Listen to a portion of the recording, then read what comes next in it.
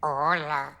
Entonces, volvemos a las princesas Disney. A mi cierre del mes de marzo llamando al estrado a todas las princesas de la franquicia. Sí, de nuevo me abollé, pero de todas maneras tenía este proyecto en pausa. Nunca está de más. Y resalto lo de estereotipos, entre comillas, porque me parece que la gente tiene una opinión más de cámara de eco que de verdadero sustento con respecto a este tema. Pero antes quiero agradecerles a los suscriptores que ven en pantalla por unirse a nuestra comunidad. Si tú también quieres sumarte, dale al botón de suscripción y comencemos el video.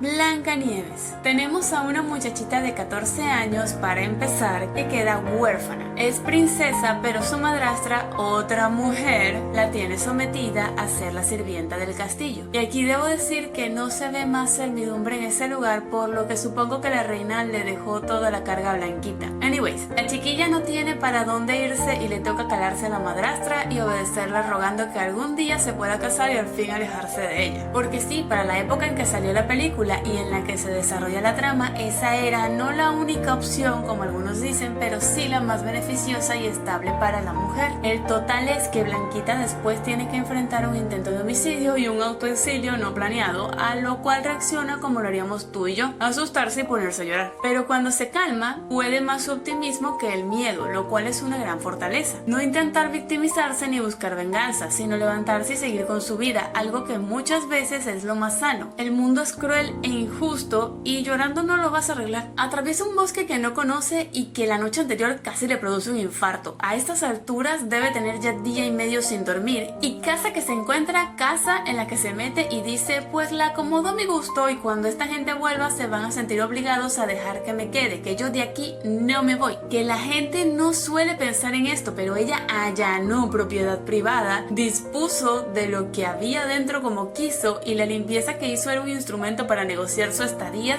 sin que los enanos ni supiesen que había alguien en su casa. Los pobres se aterran cuando ven que alguien les había invadido la cabaña, y ella no solo se los mete en el bolsillo después de que les cambió la casa entera y se acostó a dormir en sus camas, sino que encima tomó el control de la casa. O sea, este pobre enanito llegó a su casa llorando porque no tenía ya azúcar en su tacita. ¡Osito! Madre. Otra cosa que nunca se menciona, ella se adueñó de esa casa y cambió todas las reglas allá adentro. Los enanitos nunca le obligaron absolutamente nada. En esa época ellos pudieron haber secuestrado a cualquier campesina para obligarla a mantenerles la casa, y muy probablemente nadie los habría increpado por eso, pero no. Ellos se pasaban todo el día autoesclavizándose en la mina y luego no tenían energía para estar limpiando ni cocinando bien. Algo que se ve que en el remake se lo van a volar. Pero bueno, no pretendo desviarme. Cuando la bruja llega, se presenta otro escenario interesante. Ya vimos que Blanquita fue capaz de imponérsele a 7 hombres ella sola. Sin contar que ya al príncipe le había cambiado el cortejo del acercamiento brusco con el que él empezó a algo más acorde a lo que ella quería, más shakespeariano pues, más romántico. Quizá el único al que no se le impuso fue al cazador, pero eso fue un ataque directo y sorpresa al que ella reaccionó por puro reflejo de cubrirse. Estaba acorralada, no tenía muchas opciones más allá de la confesión del cazador, pero con la bruja pasa algo curioso. Es una señora mayor que le imprime una sensación de respeto. Hablamos de una niñita de buenos valores que tiene muy claro que los mayores se le respeta, además de que confió inocentemente en ella por ser una anciana. En cuanto al deseo, número 1, ella quedó enamorada del príncipe luego de conocerlo. Y 2, de nuevo, era la mejor opción en esa época y contexto. Cualquiera habría deseado lo mismo, aunque ahora pongamos cara de piedra y nos creamos todos muy independientes. Y ya lo del beso, por favor, o sea, ¿era eso o que la enterrasen viva? Hay prioridades, ya me dirán ustedes. Número 2, Cenicienta. Aquí debo admitir que el live action deja mucho más claro el carácter de la protagonista y por qué nunca se fue de su casa. Pero con la película del 50 también podemos sacar ciertas conclusiones. Nos dicen también que la chica quedó huérfana en manos de su madrastra y sus hermanastras. Por lo que una de dos, o te quedas y obedeces o te vas y te mueres. Porque eso era lo que iba a pasar. De nuevo, a Ceni la someten muy mujeres. 3 mujeres. Y aún así, no es como que Ceni está totalmente resignada solo esperando que un hombre la salve. Primero, ella sueña con la vida acomodada del palacio, no con el príncipe en sí. La escena en la que la conocemos nos habla de que los sueños se pueden hacer realidad, pero en ningún momento menciona a un hombre. Solo habla de que ella sueña con que su vida mejore y de que su paciencia y fortaleza algún día darán frutos. Vamos a ver, ella sabe que su situación es injusta y quiénes son las culpables. Lo tiene muy claro. Ella no se traga la manipulación de las villanas, simplemente no le queda más opción que adaptarse y obedecer. Insípida no es, me permito decir. Se levanta peleando con el reloj del palacio, luego regaña a Bruno, luego a Lucifer, se hace la digna ante las ridículas de las hermanastras e intenta mantenerse firme y regia frente a la madrastra. Aunque se intenta explicar en un intento porque no la castigue, o al menos no tan severamente, pero aún así replica tanto como puede, no se queda totalmente callada ante la injusticia. Recordemos aquí que, aunque Ceni ya es mayor de edad, sigue siendo una adolescente que fue condicionada desde niña a obedecer o a atenerse a las consecuencias. Más tarde, Lucifer le ensucia todo el piso y yo aquí sí creo que ya lo iba a volver tapete si no hubiese sonado el timbre. Además, miren si tiene sentido el humor que cuando los ratones le arreglan el vestido de la madre, ella contentísima se lo pone a pesar de que sabe que está feo, porque es muy obvio que está feo. Una por agradecimiento y otra porque al menos así se supone que podría ir al baile. Y aquí pasa lo siguiente, si Lady Tremaine simplemente le hubiese dicho, ya tú que te creíste que ibas a ir, tú no sales y punto, estoy segura, por lo que se ve anteriormente de ella, que se habría frustrado pero no se hubiese puesto a llorar. Esa reacción de salir corriendo a llorar en cuando vio que se habían ido y que no podrían verla llorando fue por el ataque físico. Le rompieron el vestido encima mientras le gritaban y le insultaban. Es una situación que intimida a cualquiera y que conduciría a o molerlas a golpes, lo cual era difícil porque eran 2 contra 1 y que luego la iban a echar de la casa, o echarse a llorar, que fue justo lo que pasó. Aquí es donde viene la parte en que se le cumple el deseo a Ceni. El hada madrina aparece y la consiente a más no poder, dándole la noche de libertad que ella tanto quería. Ese era el deseo de Ceni, por eso ella después se queda tan tranquila y contenta en su casa a pesar de seguir en aquel infierno, porque al menos su deseo de una noche de tranquilidad e ilusión se le hizo realidad. Ahora, el príncipe, aquí puede ser más cuestionable el razonamiento del príncipe que el de Cenicienta. Mírenlo así, Cenicienta tiene su noche de princesa por un día y las disfruta al lado de un muchacho guapo y caballeroso. Espectacular, o sea, cualquiera estaría feliz y conforme, pero es que después a Henry se le ocurre anunciar que se iba a casar con la muchacha que apenas conoció en el baile XD. Eso sí es una decisión de personaje plano, y para Ceni enterarse de eso es, hermana, yo me piro. Ya de princesa, si el hombre me falla o no, X, o sea, vivo mi vida como la Sisi y ya está. Claro que se iba a quedar con cara de boba flotando en el aire. Era la noticia de que su vida iba a estar resuelta a lo grande. Si a ti te viene, qué sé yo, el príncipe de Suecia o de Noruega o de donde sea y te dice, me enamoré de ti por una foto de Instagram con un filtro de perrito, vamos y nos casamos, mi reina, tú te vas a poner a pensar, eso es lo que yo quiero para mi vida, es que yo quiero ser diseñadora, es que yo quiero cantar y bailar, es que yo quiero no sé qué. Hermana, usted se casa, usted se casa. ¿Me explico? O sea, cualquiera habría hecho eso porque es tener la vida resuelta, por favor. Con eso yo también me habría apagado el cerebro y después me habría desesperado al verme encerrada. Además, la chica se la jugó por su final feliz. Pónganse a pensar, si el gran duque le daba por no aceptar llevarle a una sirvienta como prometida al príncipe y acordaba con la madrastra guardar el secreto como casi pasa en el live action, el castigo que le iba a caer encima a esta no iba a ser normal. Para referencia, véanse Por Siempre Jamás de 1998 con Drew Barrymore, en concreto la escena del vestido de la madre o la escena del libro. No sé cómo van a conseguir el clip, pero allí van a tener la referencia perfecta a lo que le pudo haber pasado a la otra, sin mencionar que era notable que se había metido al suegro en el bolsillo. O sea, ¿sumisa esta mujer? No, lo intentaron y ya ves lo que hizo apenas tuvo la oportunidad. Y número 3, Aurora.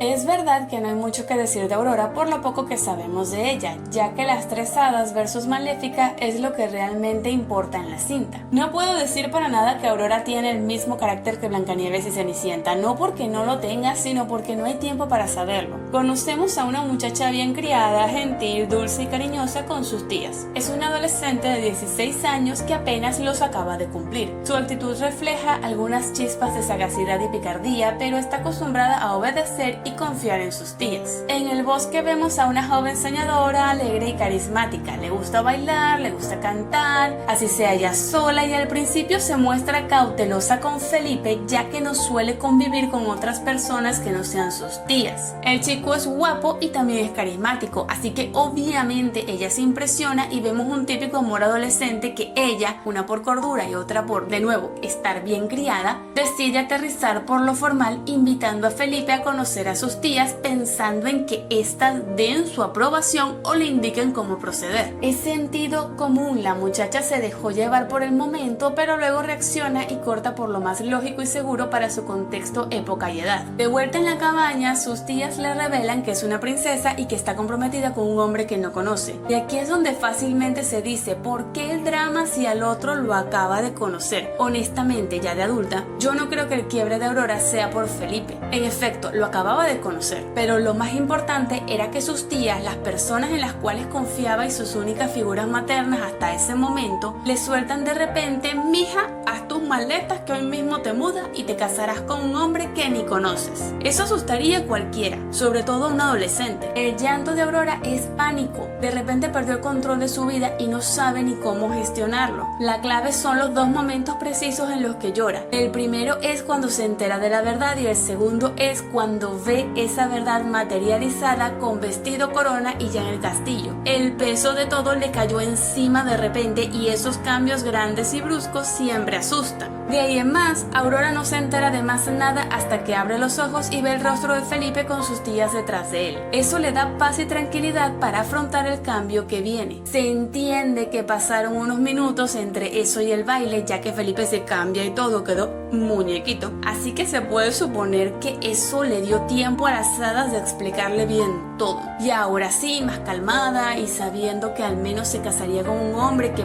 por lo menos conoce y sí le gusta, baja ya más serena a aceptar lo bueno de ese cambio, reencontrarse con sus padres y convertirse en una princesa. Dos grandes regalos con los que nunca se había atrevido ni a soñar. Y vamos a estar claros, cuando las tías le dan la noticia de que se va a casar con un príncipe, estoy segura que ella se imaginó un viejo. Yo también habría llorado. Es que seguro se imaginó un viejo. Número 4. Ariel. Similar al caso de Aurora, tenemos a una princesa adolescente de 16 años y hasta allí llegan sus similitudes. Ariel es prácticamente el opuesto a Aurora. Mientras Aurora no sabe que es una princesa y es una niña obediente a las únicas figuras de autoridad que tiene, Ariel ha vivido toda la vida como princesa y su personalidad es rebelde, curiosa y aventurera. Ama a su padre, pero casi no le tiene respeto como figura de autoridad. Es soberbia, me explico. Cree que se las sabe todas y que siempre puede desafiar y desobedecer sin mayores consecuencias más allá de un regaño de su padre, de quien no valora su experiencia ni sabiduría y solo lo ve como el controlador que no me entiende. Podemos asumir que ese es el comportamiento normal de un adolescente curioso y rebelde que lo ha tenido todo. Puede ser. Se entiende que le falta madurar y quizá por eso muchas chicas se sintieron identificadas en su momento y en años posteriores, porque Ariel es ese personaje adolescente que busca su lugar en el mundo y desafiar los límites de su conocimiento y experiencia. Ahora, ¿qué pasa cuando crees que sabes más que tus mayores? Pues que vas a cometer errores, muchos errores, como exponerte a que te coma un tiburón, a que te atraviese un arpón si algún humano te ve cerca de su barco, a quedarte encallada por empeñarte en cantarle a un pobre hombre que ni te conoce y por supuesto caer en la trampa de una persona más experimentada y de malas intenciones por el berrinche de que ya soy grande, papá es malo y yo sé lo que es mejor para mí. Es que es desesperante exuberante y risible a la par. Ariel es tan inconsciente que ni siquiera le escribe a Eric lo que necesita saber. Es más, estoy segura de que a ella no le estaba importando tanto el trato con Úrsula hasta que apareció la otra. Y entonces se da cuenta de que los números no le cuadran y que tal vez, solo tal vez, metió la pata. Volvamos un momento a la comparación con Aurora. Aurora llora no por Felipe, sino de pánico al cambio abrupto que acaba de dar su vida, que se le escapa por completo del control. Por su parte, aunque Ariel ya tuvo una cita con Eric, le parece guapo, de buenos sentimientos y le está tomando cariño, su llanto no me parece tanto por despecho, sino porque estoy segura en su cabeza sonaba la voz de su papá diciendo: te lo dije, amiga, que iba a quedar reducida a una esclava e iba a perder la libertad que tanto atesoraba. Ella estaba viendo con impotencia el sol ponerse detrás del barco y solo reacciona por furia cuando se da cuenta de que fue engañada y que aún se puede salvar. Honestamente, para mí, el mayor error al final de la película lo comete el padre. Hagamos cuentas. Tu angelito de 16 años te plantó, te mintió, te gritó, se escapó 3 días, puso en riesgo su vida, la tuya, la de tus otras hijas, la de tu reino y hasta la de un hombre que ella recién estaba empezando a conocer. Y con todo eso la vas a premiar dándole las benditas piernas. Amigo, es como que un niño te haga un berrinche y se tira al piso para que le des la tablet y tú se la acabas dando porque en el último batacazo se sacó sangre. No sé si me explico. Para mí lo más lógico era que su padre la hiciera volver a Atlántica, le permitiese ver a Eric 1 o 2 veces por semana con Sebastián o alguna de las hermanas de chaperones, como se estilaba en la época, y ya a los 2 o 3 años sí les diese las piernas para que se casase con el muchacho si es que de verdad la muchacha mantenía el interés. Porque ese es el detalle. Eric es un capricho más de Ariel, quien es súper inconforme y arriesgada. La misma canción de parte de él demuestra que ella nunca va a estar conforme, no por ambición, sino por su insaciable curiosidad y deseo de aventura. Que se salvan mutuamente y todo lo que quieras, pero era un riesgo bastante grande porque la misma Ariel era la que podía hacer saltar todo por la borda, nunca mejor dicho. Y si tomamos en cuenta La Sirenita 2, vemos que la pareja sigue junta, por lo que podemos asumir que Ariel maduró gracias al amor de Eric y digamos que al instinto materno. Pero aún así sigue siendo tan obstinada y está tan segura de que nadie sabe más que ella que prefirió aislar a toda su familia del mar por una villana que su padre claramente podía vencer con facilidad. Y esto no la deja nada bien parada en cuanto a Eric, porque ese hombre es feliz navegando, pero tuvo que renunciar a esa libertad porque su esposa toma decisiones viscerales sin consultarla a nadie. Y por llevar la fiesta en paz, bueno. Y un pequeño dato para tener en cuenta tanto con Ariel como con Bella y Jasmine. Las anteriores 3 princesas tuvieron que crecer sin padre ni madre, pero justo estas inician un nuevo patrón, el padre anciano y viudo. Parece una tontería, pero sería parecido a ser criado por tus abuelos en vez de por tus padres, quienes normalmente están más cansados y no pueden ejercer el mismo control sobre un adolescente que sí ejercería un padre o madre más en sus 40s.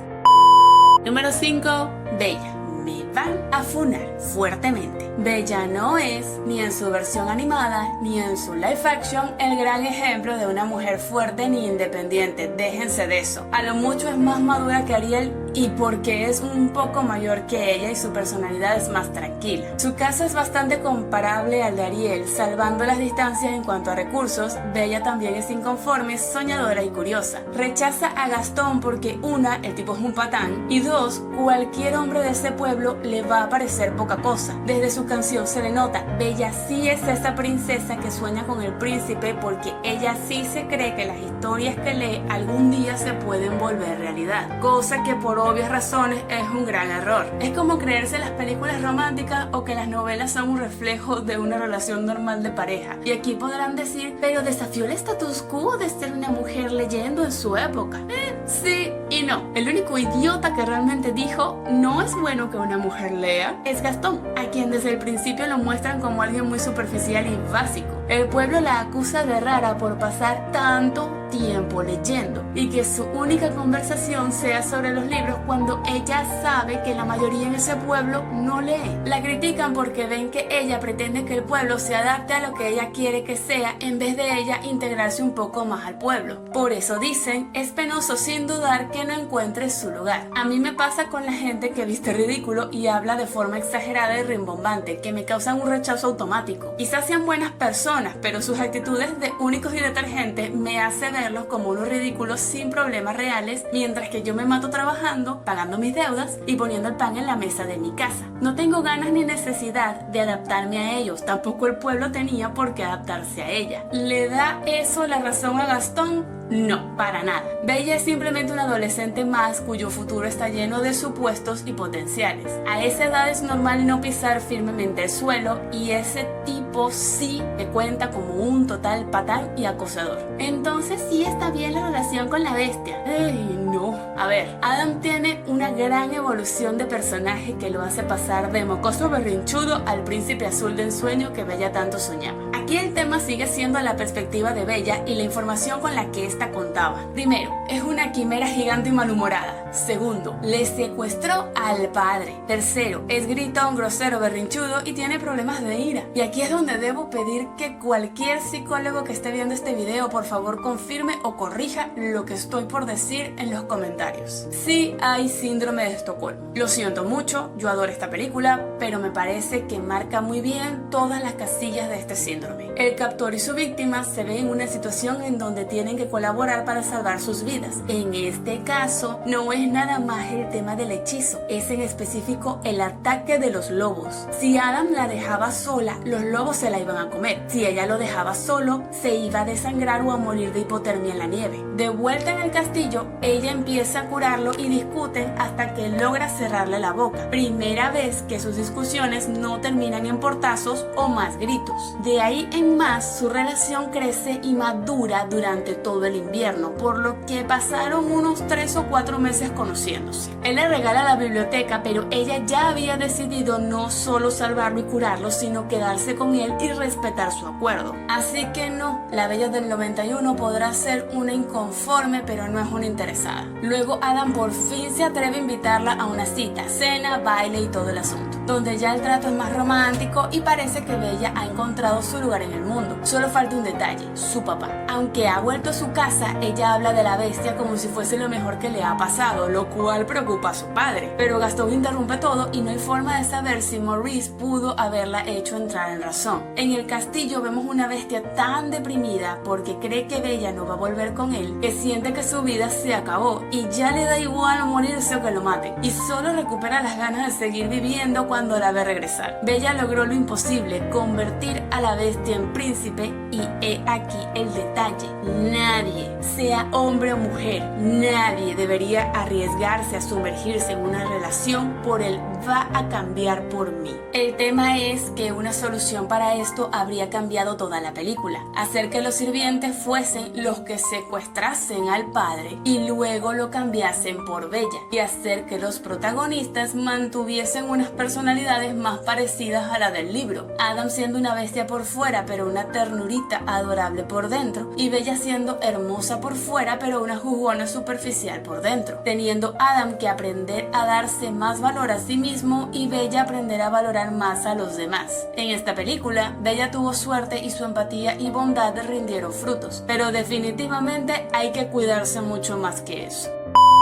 Número 6. Jasmine. Otro empoderamiento de los dientes para afuera, tanto en su película original como en su live action. Simplemente en el segundo tiene una canción dedicada al tema, nada más. Empezamos el video con una princesa hija menor de un padre anciano, luego una campesina hija única de un padre anciano, y ahora tenemos a una princesa heredera hija única de un padre anciano. ¿Ven por dónde voy? ¿Lo ven, no? Con los 16 años que Jasmine recién cumple en su película, es entendible esa inconformidad y deseo de libertad y poder de decisión, ok. Sin embargo, es también bastante inconsciente. Todo su reino, que de por sí ya la pasa bastante mal, depende de que ella se case con alguien que pueda ser un buen gobernante, un buen padre para el futuro gobernante y con buenas conexiones políticas, comerciales y diplomáticas para proteger y quizás mejorar la poca estabilidad que tienen. Pregunta: ¿es Aladín el candidato más conveniente? Quizá para padre y esposo cumpla bien. Es ingenioso y empático con el pueblo. Y ya.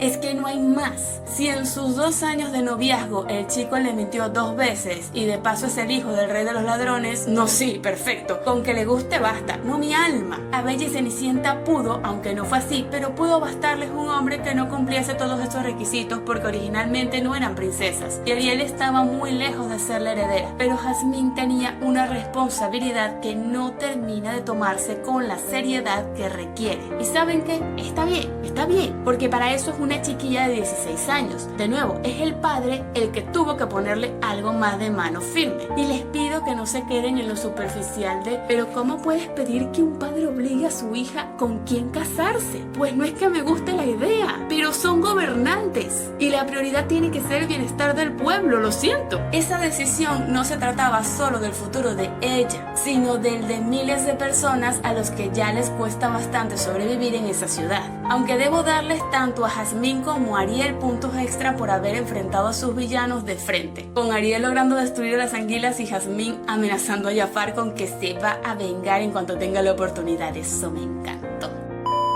Número 7. Pocahontas. Creo recordar que cuando vi los videos de Héctor y Emiliano se quejaban de Pocahontas por considerarla muy seria, que la película era aburrida y por enamorarse de un colono. Primer punto, sí, Pocahontas es seria, aunque les puedo decir que no es más seria que Elsa y aún así a los dos les encanta Elsa. ¿No querían más diversidad? Pues una protagonista más seria, con los pies en la tierra y que proyecta la identidad cultural del pueblo aborigen al que representa, eso también es fresco y diverso, aunque no sea la diversidad estridente y llamativa que este tipo de personas quisieran ver. Segundo punto, la película no es aburrida, aunque como dije en el primer video, puedo entender que esto es algo muy personal. La película es solemne, ya que este estudio realizó con mucho cariño una obra de arte basada en uno de sus más importantes hechos históricos, que es el encuentro entre los Powhatan y los colonos de Jamestown. La película debía reflejar la solemnidad y respeto que estos personajes merecían y que era el equivalente a realizar una producción sobre un prócer. Esta película, aun con sus muchas licencias creativas, es una pieza de mucho valor cultural, por lo que, en mi opinión, no podía realizarse con ningún otro tono, y Pocahontas no podía comportarse como la típica princesa europea. El que pretenda eso, lejos de querer diversidad, solo quiere lo mismo de siempre en un color diferente. Y luego viene el punto de enamorarse de un colono, pero para llegar a este punto vamos a concentrarnos un poco más en conocer a Pocahontas. Contrario a la seriedad que se ve más adelante en el personaje, conocemos a Pocahontas gastándole una broma a su mejor amiga, para la cual decide lanzarse desde un acantilado en una de las escenas más emblemáticas de esta princesa. De su interacción con Nakoma sacamos los primeros rasgos de su personalidad. Es valiente, aventurera, bromista y la vemos con un porte y seguridad poco común hasta entonces en protagonistas femeninas. Se nota que Pocahontas domina a la perfección y se siente muy cómoda en todo el territorio que la rodea, lo cual es relevante durante toda la cinta. Al llegar a su tribu vemos que hay cierta conmoción, pero a ella solo le interesa abrazar a su padre, por lo que vemos que también es cariñosa. Su padre le entrega el collar de su madre y creo que es el primero de estos padres de princesas en mencionar a la madre fallecida. Además vemos que el señor es como más cuarentón o cincuentón, por lo que no entra en la categoría de padre anciano de las 3 princesas anteriores. Anyways, este además le cuenta que Kokum, que al parecer es un héroe local, quiere casarse con ella, pero precisamente a ella no le agrada la idea porque lo ve demasiado serio y no siente que combine. Sin embargo, la chica demuestra ser paciente e inteligente, por lo que expresa con calma lo que siente sin armar un problema por eso, decidiendo tomarse un tiempo a solas para pensar y considerar las posibles opciones. Un excelente rasgo de madurez y resolución de conflictos. En su canción, Pocahontas compara su situación con las diferentes rutas que le ofrece el río, viendo el lado seguro, ancho y tranquilo como la vida que podría tener junto a Kokum, es decir, tendría estabilidad,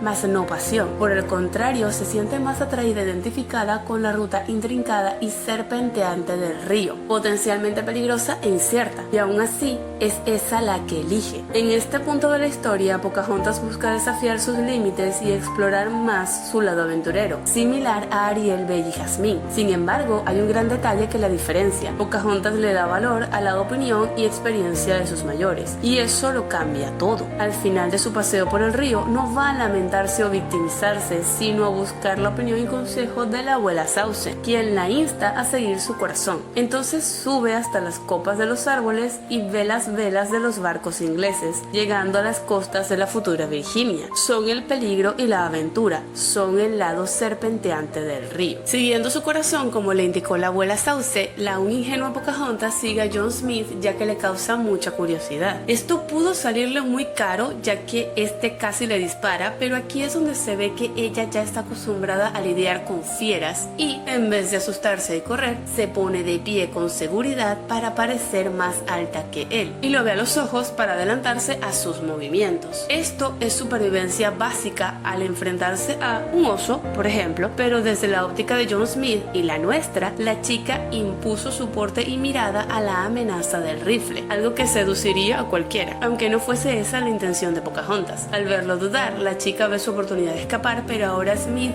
es quien la sigue a ella, cazador cazado podríamos decir. Cuando la alcanza y logran hablar, se dan cuenta de que no son tan diferentes como sus respectivos grupos les quieren hacer creer. Pero claro, Smith tiene la sensibilidad cultural de una papa y la termina ofendiendo, a lo que ella primero se va y quiero prestarle atención a esta secuencia. Él se impone mediante la fuerza, físicamente es más rápido y fuerte que ella, pero no cuenta con el dominio del espacio, cosa que ella le demuestra al dar por perdida la canoa y subirse tranquilamente al árbol, haciendo evidente que a él le cuesta mucho seguirla. Otra cosa curiosa es que, a pesar de estar molesta y ofendida, Pocahontas no ha dejado de prestarle atención a cada una de sus palabras, por lo que se acaba dando cuenta de que ese comentario tan ofensivo no salió de una mala intención, sino de la ignorancia. Con esto, ella decide bajar a su nivel y opta por la opción más sana para este tipo de choques culturales. En vez de ofendernos, asumiendo que la otra persona tiene todo el contexto cultural para entender la gravedad de lo que dijo, podemos simplemente explicarle cómo se ven las cosas desde nuestra cultura. Así el choque cultural se debilitará o incluso desaparecerá y podremos quedarnos con lo bonito de esta clase de encuentros, el sano intercambio cultural. Gracias a esto, Pocahontas queda fascinada por la avanzada vida europea y John Smith queda fascinado por la sencilla pero feliz vida aborigen. Esta fascinación de cada uno por el mundo del otro crea el caldo perfecto para que dos jóvenes se acaben enamorando, ya que la fascinante vida del otro es justamente la gran aventura que quieren para sus vidas. Pero por supuesto, ambos bandos tienen otros planes. No importa cuánto aboguen John y Pocahontas el uno por el otro, sus pueblos no piensan ceder y están condenados a la guerra. Y lamentablemente, una tragedia es la que termina sellando esta tensión.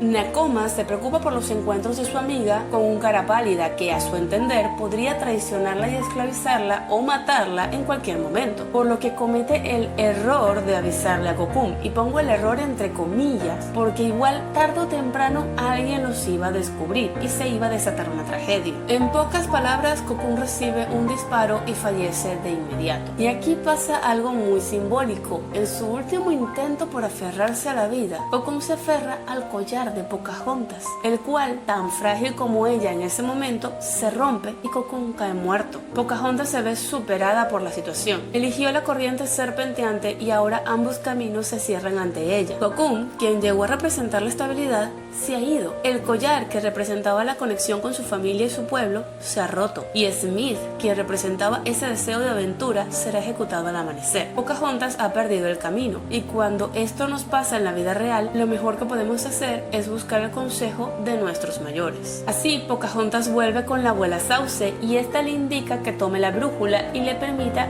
guiar su corazón. Como todos sabemos, las brújulas no apuntan hacia lo que tu corazón desea, simplemente apuntan al norte, que en este caso representa el camino que nuestra protagonista debe seguir. Ya sea que le guste o no, que le emocione, le aburra o le aterre, ese es el camino que debe seguir. Esa es la responsabilidad que debe cumplir. Es por ello que en su última canción canta: algo tengo que hacer, algo debo intentar. Al llegar a la ejecución, se lanza sobre Smith, cubriéndolo con su largo cabello, por lo que su cuello queda totalmente expuesto, reafirmando su compromiso por recibir el hachazo en vez de él. Y aquí podemos preguntarnos: ¿vas a sacrificar tu vida por un amor amor de hace unos pocos días y que de paso es parte de un grupo de colonos. Honestamente, llegados a este punto, no podríamos decir que Pocahontas está ahí solo por amor, ni siquiera que esa es la razón principal. Ella ya lo había visitado la noche anterior, se habían despedido y en efecto fue un romance de pocos días, pero toda la secuencia desde correr siguiendo a la brújula hasta interrumpir la ejecución se trata de un completo acto de responsabilidad. Ella sabe que jugó con fuego y que ahora ambos bandos van a salir quemados, sobre todo porque ella no era una muchacha cualquiera de esa tribu, era la hija única del jefe, y esto es lo que intenté explicar cuando hablé de Jasmine. Los gobernantes tienen una responsabilidad que tiene que estar por encima de todo, incluso por encima de los sueños y el bienestar personal. Es triste, pero por eso en la mayoría de casos es mejor tener una democracia con sus épocas buenas y malas que un régimen hereditario, porque hasta para esos herederos las consecuencias de sus actos pueden llegar a ser catastróficas y conducirlos a decisiones que las personas normales jamás tendrían que tomar. Mientras le ruega a su padre que vea en su corazón a dónde los ha llevado el odio, vemos que de nuevo lo ve directo a los ojos como hizo con Smith cuando lo conoció, esta vez desde una posición de inferioridad, pero con la misma firmeza. Pocahontas no está desafiando a su padre, le está abriendo los ojos para evitar un derramamiento de sangre. Hay una gran diferencia. El jefe Powhatan ve a su hija a los ojos, escucha su voz y siente el viento en su piel. Entiende como gobernante que debe dejar la rabia a un lado, pues aunque genuinamente apreciaba a Kokum, a su pueblo no le conviene una guerra contra enemigos que poseen armas de fuego, por lo que perdona a John Smith en un inspirador gesto de paz que es seguido tanto por el resto de la tribu como por los colonos. Pero aquí volvemos a ver que las guerras albergan demasiados intereses, por lo que Smith no recibe el golpe mortal del jefe, pero sí el balazo de Radcliffe, intentando proteger al hombre que le salvó la vida. Como esto es Disney, el héroe no muere, pero sí decidieron algo muy interesante que hasta el momento no habíamos visto en este tipo de cintas. Como ya dije, esta película es una pieza que tuvo que equilibrar con mucho cuidado la historia y la ficción. La Pocahontas original,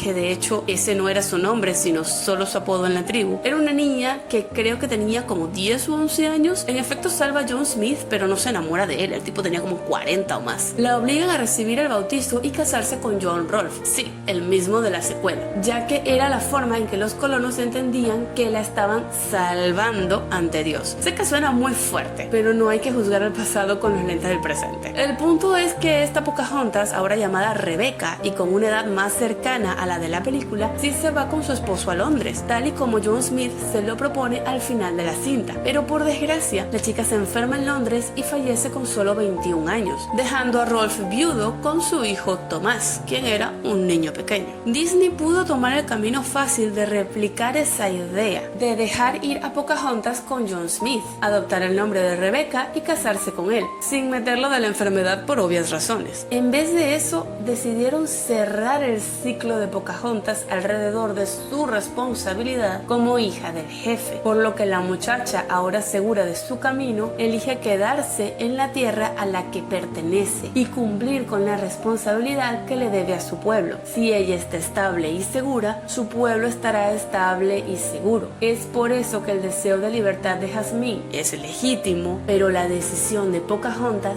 es la correcta para alguien que será tanto la futura gobernante como la madre de los futuros gobernantes.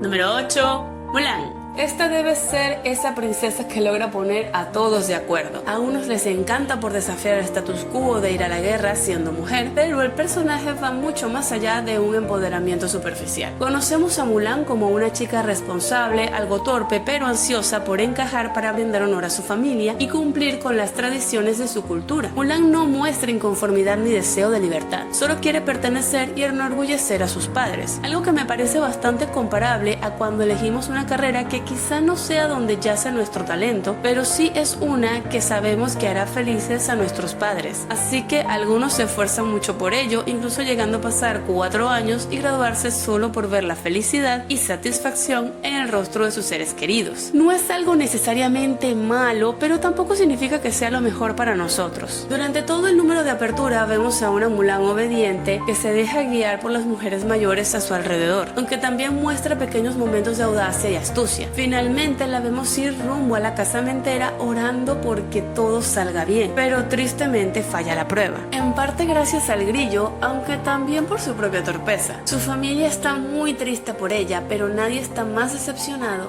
que la propia Mulan, quien, frustrada por no poder cumplir con el papel que le ha sido encomendado, canta Mi reflejo. En la canción, Mulan no pide libertad, aventuras ni ser reconocida, solo pide poder verse al espejo y saber quién es, cuál es su papel. Si ya fue descartada como esposa y ha decepcionado como hija, ¿qué más puede ser? Desde su punto de vista, su vida se acabó con el veredicto de la casamentera. Su padre intenta consolarla, pero es interrumpido por el llamado a unirse al ejército, lo cual hace que Mulan ruegue porque no se lo lleve, cosa que para su padre implica una humillación pública a su valor como guerrero y en última instancia como hombre. Esa noche se desata una pelea en la que Mulan acaba faltando el respeto a su padre en su desesperación por intentar convencerlo de no ir a la guerra. Ojo, no califico de falta de respeto a lo que dice, sino a la forma en que lo dijo, ya que le gritó y golpeó la mesa. Fa Su no le grita de vuelta, pero sí corta su reclamo con una frase más hiriente de lo que parece. Sé cuál es mi lugar, es tiempo de que conozcas el tuyo.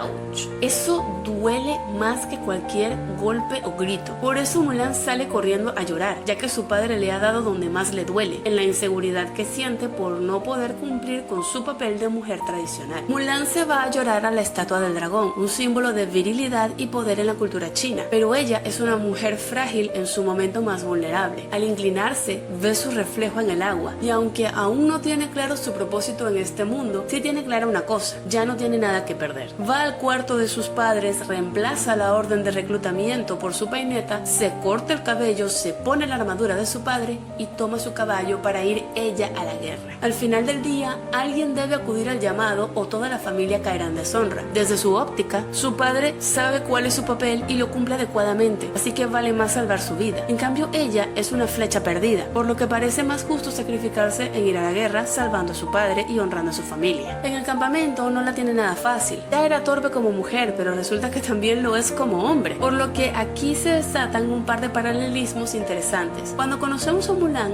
vemos cómo dentro de su torpeza cumple con sus tareas domésticas, aunque no las haga de la forma más femenina posible. En el ejército, imitar a los hombres no le resulta. Solo cuando decide usar su ingenio y darle un ángulo más femenino a la búsqueda de soluciones es cuando logra triunfar y realizar sus actividades adecuadamente. Es decir, su problema no es tanto un tema de identidad de género, sino de equilibrio entre ese lado femenino y ese lado masculino que todos tenemos en distintas proporciones. Luego está el tema de cómo se desarrolla el amor. Mulan conoce a Shang como su superior y su maestro. Él entrena a todo su batallón para ir a la guerra y durante varias semanas va pasando del temor a la camaradería y poco a poco se van enamorando. Ahora, que Shang resultó ser muy heteroflexible por desarrollar sentimientos hacia Pink y luego decepcionarse cuando supo que era mujer, puede ser. Pero la decepción de Shang tiene más que ver con el hecho de sentirse engañado. Descubrir que la persona por la que darías la vida y que estuvo contigo en el peor momento de tu vida te mintió en algo tan importante como su identidad, claro que es grave. Y Mulan lo entiende. Ella agacha la cabeza de vergüenza porque sabe que una mentira así le rompe el corazón a cualquiera. Y no solo a Shang, también a sus amigos. Aunque todos sabemos que ella no tenía opción, pues si se los decía, podía pasar una de dos cosas: o la delatarían o acabarían siendo cómplices de un delito. Mulan se queda reflexionando con Mushu y admite que no todo lo hizo por su padre, sino que vio en este desafío la oportunidad de descubrir su propósito en este mundo y al fin sentirse valiosa. Se cuestiona si al final sus motivos no habrían sido más egoístas de lo que ella creía. Y aquí es donde yo digo que no, sus motivos nunca fueron egoístas. La noche en que ella tomó la decisión de unirse al ejército fue exclusivamente por salvar la vida de su padre, pero durante el entrenamiento se da cuenta de que tal vez tiene más que ofrecer allí que intentando impresionar a la casamentera. En el ejército, Mulan empieza a darse cuenta de que ser ella misma es una cuestión más de equilibrio que de encajar en lo que se espera de un hombre o de una mujer. Pero es cuando ya está libre de la mentira ira y decide ir al palacio a salvar a sus amigos, que vemos a la verdadera Mulan. Una Mulan más segura de sí misma y con una feminidad bastante sana y sincera con ella misma. No es exageradamente femenina ni masculina. Es una chica que al fin ha encontrado el equilibrio que necesitaba para brillar con todo su potencial, sin más dudas ni torpezas. A través de un viaje de sacrificios, Mulan ha madurado y decide volver con su familia, quienes son la verdadera razón por la que todo esto empezó. Mulan nunca fue egoísta. Se va al ejército por proteger a su familia y elige volver con ellos, aunque eso implique rechazar la fama y el poder que le ofrece el emperador. Mulan es de hecho bastante humilde. Llegados a este punto, quiero explorar un poquito más la lección de equilibrio y sacrificio que Mulan le ofrece a todos aquellos que han visto su película. En esta vida, puede que no logres desempeñar a la perfección un papel que te sea impuesto, ya sea el de ser la mujer perfecta, el hombre perfecto o el siguiente abogado o ingeniero de la familia. Explorar diferentes disciplinas siendo constante y buscando el equilibrio entre lo que eres y lo que quieres ser, entre tu feminidad y tu masculinidad, entre tus logros y tus metas y un largo etcétera, lograrás encontrar en dónde y cómo desarrollar tu talento. Eso sí, nada es gratis. Todo implica un sacrificio. Si por ejemplo quieres ser alguien muy exitoso, famoso y con poder, debes estar preparado para que eso implique sacrificar tu vida familiar y personal. Si por el contrario lo que te interesa es fortalecer tus vínculos con tu familia, ver a tus hijos crecer y cuidar de tus padres en su vejez, tendrás que sacrificar ese éxito profesional que la sociedad tanto valora. Al final, da igual que los demás te impulsen por un camino o el otro. Es lo que tú quieras para tu vida lo que va a determinar qué acabarás sacrificando por ello. Por esto Mulan para mí no es una mujer empoderada ni moderna, es una mujer poderosa y realizada, que encontró su identidad y salvó a su país, a su familia y al hombre del cual se enamoró. Número 9. Tiana. No es mi favorita por no estar anclada a mi infancia, pero definitivamente es la princesa que más me representa en este momento. Tiana es durante toda su película la viva imagen del esfuerzo. No vive llorando ni pataleando por su mala suerte, porque hay que admitir que tenía muchas cosas en contra. Lejos de ello, sigue enfocada en su meta y en el sueño que compartía con su padre. Es tanto su compromiso con esta meta que, aún pudiendo optar por la vía fácil de pedirle a Lottie a su papá que le comprasen el local e invirtieran en su negocio, prefiere lograrlo todo ella misma, porque como dicen en mi tierra, cuentas claras conservan amistades, o cuentas claras y chocolate espeso, ya que hablamos de una apasionada por la cocina. A Tiana solo la vemos romperse cuando ve que ese sueño le está por ser arrebatado. La frustración la hace sollozar, pero solo cuando se ha asegurado de estar completamente sola. Ni en su momento más bajo está dispuesta a victimizarse, y eso genera absoluto respeto y admiración. Sin embargo, similar a lo que veníamos conversando con el caso de Mulan, toda meta implica sacrificios. En este caso, Tiana sacrifica el tiempo con sus amigos y la posibilidad de enamorarse y formar una familia por poner todo su empeño, tiempo y energías en fundar el restaurante que,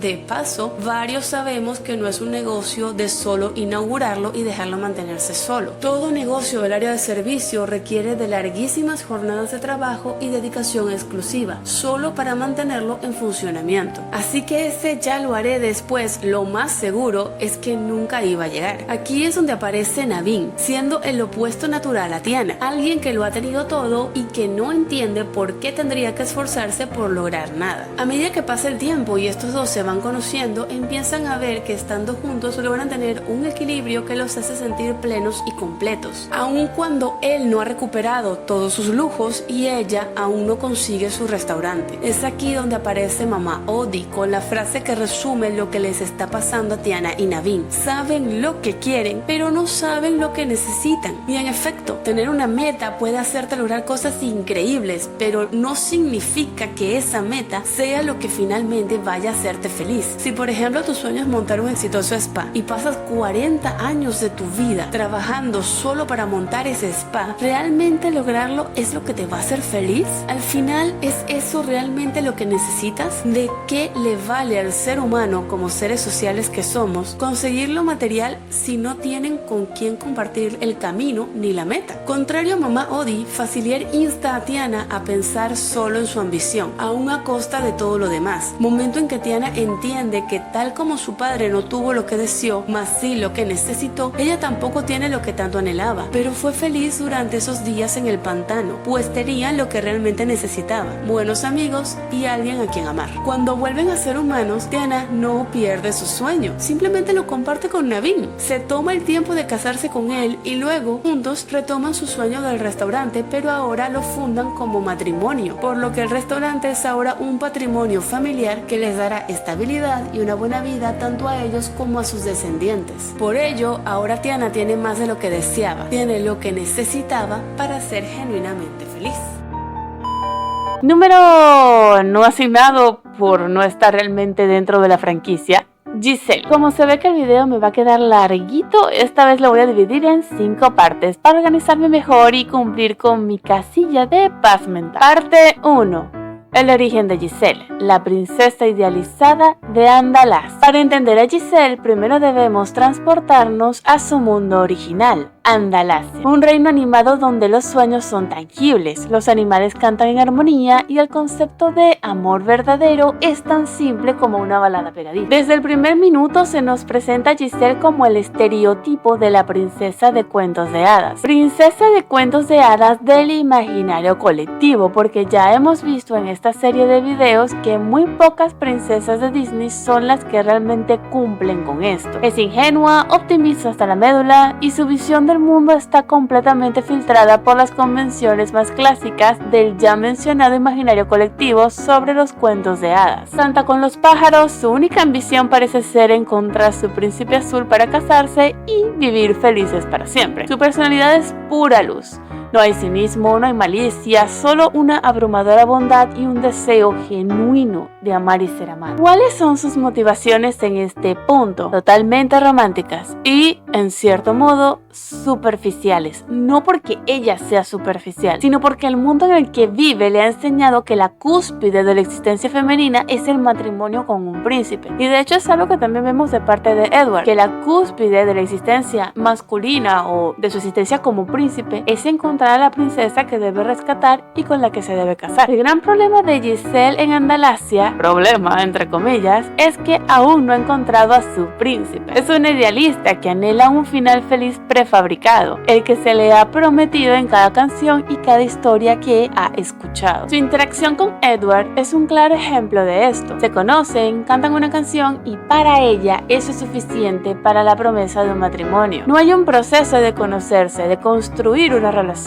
Es una decisión basada en la emoción del momento y la creencia arraigada en que así es como funciona el amor verdadero. Es una pizarra en blanco, lista para que el cuento de hadas se escriba sobre ella. Pero como bien sabemos, los cuentos de hadas a veces necesitan un empujón, o en el caso de Giselle, una patada literal hacia la realidad. Y esa patada llega en forma de una madrastra malvada. ¡Qué sorpresa! Un pozo mágico y un portal a un mundo muy diferente. Parte 2. El choque de mundos. Giselle en la realidad. Y así, la idealizada Giselle aterriza de golpe en el centro de Nueva York, un lugar donde los pájaros no cantan contigo, donde la gente no estalla en canciones al azar y donde el feliz es para siempre es un concepto mucho más complejo que un beso al amanecer. Aquí es donde la verdadera evolución de Giselle comienza. Su personalidad en Andalasia era unidimensional, perfecta para su mundo, pero en Nueva York esa inocencia y esa literalidad chocan frontalmente con la realidad. Su optimismo, que antes era encantador, ahora parece una locura. Su tendencia a estallar en canción es vista como una excentricidad y su ingenuidad es un peligro constante. Sus motivaciones, sin embargo, siguen siendo las mismas: encontrar a Edward, casarse y vivir su final feliz. Ella cree firmemente que Nueva York es solo un obstáculo temporal en su camino hacia ese destino prescrito, pero la vida real no es un guión. No hay un hada madrina esperando para solucionar tus problemas. No hay un mapa claro para el amor verdadero. Piensen en la escena de la alcantarilla o cuando intenta limpiar el apartamento de Robert con la ayuda de las cucarachas.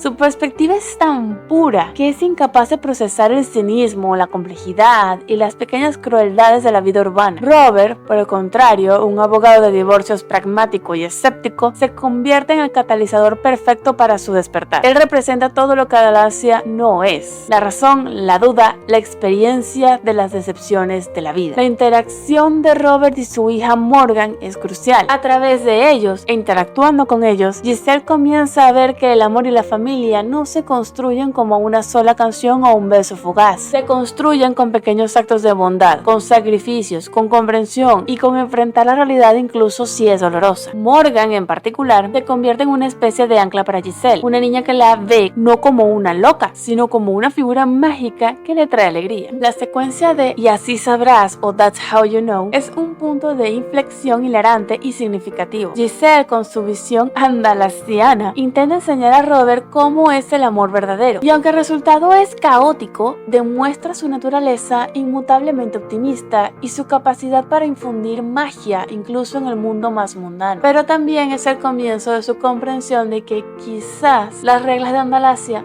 no se aplican universalmente. Parte 3. El despertar de Giselle, descubriendo su propia voz. A medida que Giselle pasa más tiempo en Nueva York, comienza a ver un cambio sutil, pero profundo. No es que pierda su esencia, sino que la moldea, la adapta. Su ingenuidad se convierte en inocencia conmovedora, su optimismo en resiliencia. Su personalidad empieza a enriquecerse con la experiencia, aprende el valor del dinero, aunque sea de forma divertida, la importancia de la independencia y el concepto de que las personas no siempre son lo que parecen a primera vista. Descubre la decepción, pero también la fuerza para superar. Sus motivaciones ya no son simplemente encontrar a Edward. Ahora empieza a cuestionarse el felices para siempre prefabricado. Comienza a entender que el amor verdadero no es un cuento de hadas, sino algo que se construye día a día, con imperfecciones y desafíos. Empieza a valorar la compañía de Robert, la conexión con Morgan y la idea de una vida que ella misma pueda diseñar en lugar de una que sea impuesta por la tradición. El baile en la fiesta es un momento crucial. Es ahí donde Giselle se permite una conexión genuina con Robert, donde la química es innegable. Es un momento de vulnerabilidad y de verdadera emoción, muy diferente de las interacciones prescritas que tuvo con Edward. Por primera vez, Giselle experimenta un amor que se siente real, imperfecto y profundamente humano. Y justo cuando las cosas se están aclarando para Giselle, llega Edward, su príncipe de cuentos de hadas, y con él Nancy, la prometida de Robert. Este es el clímax del conflicto interno de Giselle. Tiene la oportunidad de regresar a su vida idealizada, al destino que siempre creyó que era suyo, pero el mundo real ya la ha cambiado. La canción Ever Ever After es una declaración de su nueva comprensión. No hay finales felices, solo comienzos felices. Es una renuncia consciente a la fantasía por la realidad, pero una realidad que ella está aprendiendo a amar. Es un momento en donde entiende y procesa poder, donde Giselle asume el control de su propia narrativa. Parte 4. La consolidación. Giselle como héroe y mujer completa. El clímax en la torre es donde la evolución de Giselle se completa y se pone a prueba de la manera más espectacular. No solo tiene que enfrentarse a la villana de su cuento de hadas, la reina Narissa, sino que tiene que hacerlo en los términos del mundo real. Cuando Narissa se transforma en un dragón, un cliché de los cuentos de hadas, Giselle no reacciona con la pasividad de una damisela en apuros. En lugar de esperar ser rescatada, toma las riendas de la situación. Robert está en peligro y ella es la única que puede salvarlo. La icónica escena donde Giselle rescata a Robert con la espada de Edward mientras usa su zapatilla de cristal es el simbolismo perfecto de su transformación. Utiliza los elementos de su antiguo mundo, la zapatilla, la espada del príncipe, pero los aplica de una manera completamente nueva y aguerrida. Es ella quien salva al príncipe esta vez. Y a pesar de que esta hazaña ya se había ejecutado con Ariel, Bella, Pocahontas, Mulan y Tiana, esta vez es mucho más gráfica y en contraposición directa al cuento de hadas tradicional. Giselle demuestra que no necesita ser rescatada, ella es la heroína de su propia historia. Y luego la elección final. El beso con Edward no funciona, no hay un amor verdadero prefabricado allí. Su corazón ha cambiado, el felices para siempre que anhelaba ya no es con el que el príncipe azul que una vez creyó, es con el hombre imperfecto, cínico, pero de buen corazón, que le mostró la belleza de la realidad. No es un camino de rosas, pero es un camino que tú misma puedes trazar. Giselle no es solo elige a Robert, sino que elige una vida en Nueva York. Abre su propio negocio, se convierte en una diseñadora de moda exitosa, ¡qué fantasía! Y crea su propia familia. Básicamente se convierte en la Barbie quiero ser de Disney. Su Felices para siempre no es un cuento de hadas, es una vida real, llena de amor, desafíos y logros personales. La Giselle del final de la película es una mujer madura, segura de sí misma, que ha integrado lo mejor de ambos mundos. Mantiene su bondad, su optimismo y su capacidad para ver la magia en lo ordinario, pero ahora está anclada en la realidad. Entiende la complejidad de las relaciones humanas, la importancia de la independencia y la alegría de construir su propio destino. Ella no ha perdido su brillo, solo lo va a refinar. Parte 5.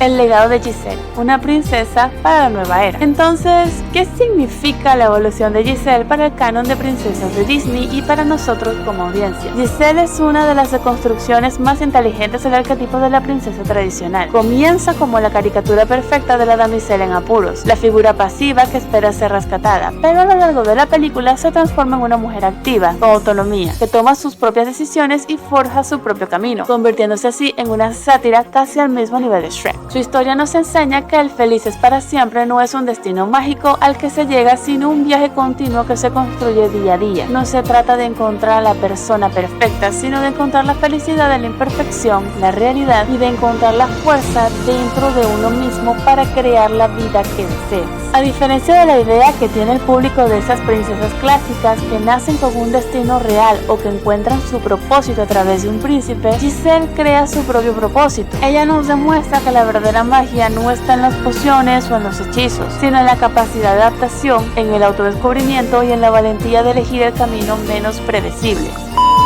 Número 10. Ya que Amy Adams no cedió sus derechos de imagen para integrar a Giselle a la franquicia, Rapunzel. Conocemos a Rapunzel desde que es una pequeña niña, un patrón que empezó con la princesa anterior, Tiana, y que se quedaría para el resto de las princesas. Lo curioso con Rapunzel es que conocemos la historia que dio origen a su nacimiento, un paso más allá de lo que tuvimos con Aurora, siempre ligado a la que sería su villana, Madre Gothel. La historia de Rapunzel arranca con magia, cuando la gota del sol cae en la tierra y da vida a una flor mágica con el poder de curar y rejuvenecer a quien le cante un particular hechizo. El detalle aquí es que mientras Gothel encuentra la flor y la usa por siglos para su propio beneficio, en una isla cercana se funda el reino de Corona, donde sus reyes esperan a su primer bebé, pero por desgracia la madre cae enferma. Hasta ahora todo parecía indicar que por primera vez se vería el fallecimiento de la madre de una princesa Disney, pues de las demás se asume que han fallecido, más no se muestran en vida ni cómo fueron sus muertes. Sin embargo, Disney decidió que esa primera vez podría seguirse trazando y optó por hacer sobrevivir a la reina con la flor mágica, la cual acaba siendo absorbida por la bebé, quien al nacer ostenta un brillante cabello dorado que parece albergar todo el poder de la flor. Desde este punto se nos presenta un dato muy interesante. Rapunzel literalmente nace con el poder de curar y brindar alegría y bienestar a quienes la rodean. La pregunta es, al igual que pasaría con las plantas, ¿ese poder será bien cultivado o explotado hasta apagarse? Los reyes reciben a su princesita con mucha felicidad, pero Gothel, una mujer egoísta, narcisista y sin escrúpulos, no está dispuesta a ceder ni un ápice de su comodidad y vanidad por el bienestar ajeno. ¿A quién les recuerda? Irrumpe en el castillo y secuestra a la hija de los reyes, quienes de ahora en adelante, al igual que los padres de Aurora, no podrán verla crecer ni desarrollar ese vínculo tan especial con una hija tan deseada y esperada como Rapunzel. La decisión de Gothel acaba de destrozar una familia, dejando una marca irrecuperable tanto en los padres como en la pequeña Rapunzel. Vemos a nuestra princesita crecer creyendo que Gothel es su madre y permitiéndole usar su don solo para su beneficio, permaneciendo encerrada en la torre bajo la excusa de que el mundo de afuera era cruel y despiadado y que seguramente se aprovecharían de ella. ¿A quién les suena? Hasta ahora son muy obvias las verdaderas razones de Gothel para adoctrinar a Rapunzel de esta manera: el egoísmo, la vanidad y la envidia, pues Rapunzel es una chica joven y dulce que podría tener todas las oportunidades del mundo, todas las que Gothel no podría acceder sin robárselas a ella. Pero aunque la audiencia ve una villana cruel y despiadada, Rapunzel solo ve una madre abnegada a la que nunca le va a poder agradecer lo suficiente por todo su amor y protección hacia ella, o al menos eso es lo que Gothel necesita hacerle sentir constantemente para una manipulación tan tan efectiva como siniestra. Recuerdo haber visto un video de Soul donde se comparaban las acciones de Gothel hacia Rapunzel con las de Frollo hacia Quasimodo, que de hecho es muy curioso que tanto Rapunzel como Quasi se liberan a la misma edad, los 18 años. Pero por poético que resulte ver a los protas tomar las riendas de sus vidas justo al cumplir la mayoría de edad, los villanos que no les permitían vivirla tenían sutiles diferencias en su proceder o motivaciones que te dejaré a tu criterio en la caja de comentarios para que me digas cuál de los dos te parece peor. Volviendo a Rapunzel, con ella empieza este tan nombrado patrón de la personalidad queer, es decir, una chica bonita y dulce que resulta muy tierna por ser también algo torpe y rara. Funcionó bien en Rapunzel porque era la primera vez que veíamos esta personalidad de forma tan marcada en una protagonista del estudio, pero cada personaje que recibió la misma personalidad luego de ella empezó a notarse cada vez menos original o interesante, un poco más de pena. No me malentiendan, Rapunzel es adorable y su situación genera mucha empatía y ternura, desde su lucha por elegir entre la manipulación de su madre y permitirse vivir, cómo le contagia esas ganas de vivir y de ayudarse mutuamente a los demás, su vocación para curar, para el arte, su proactividad, su hiperactividad, su alegría, sus miedos, su decepción, su tristeza, hasta su ira. Vemos muchas fases de Rapunzel a lo largo de todo su desarrollo en la cinta, pasando de ser una niña dulce e insegura a una joven vivaz y valiente dispuesta a lo que sea con tal de proteger a sus seres queridos y preservar su libertad. Su relación con Eugene también resulta muy interesante. Sabemos que Jasmine, Cenicienta, Tiana y probablemente Bella se casaron siendo ya mayores de edad, mientras que Blancanieves, Ariel y Aurora quedan en la duda de qué tanto tiempo pasó entre sus conflictos principales y haberse casado. De Pocahontas podemos calcular que se casó a los 21 con John Roll y Mulan sería hasta ahora la única confirmadísima en haberse casado con apenas 16 o 17 años, ya que en sus secuelas se casan entre 6 u 8 meses luego de la guerra. Rapunzel cumple la mayoría de edad a mitad de la cinta y justo ese día se desarrollan esos sentimientos más fuertes entre ella y Flynn, que recordemos se habían conocido el día anterior. Además, en el epílogo nos dejan caer que Flynn le rogó por años para que se casaran y entre medios ocurren los acontecimientos de la serie de Enredados que debieron lanzarse 1 o 2 años, por lo que la boda que vimos en el corto contaría como una Rapunzel entre 19 y 20 años. No se enamora de un príncipe, ay qué original. Bueno, Jasmine, Pocahontas y Mulan tampoco. ¿Es ella quien sabe el príncipe?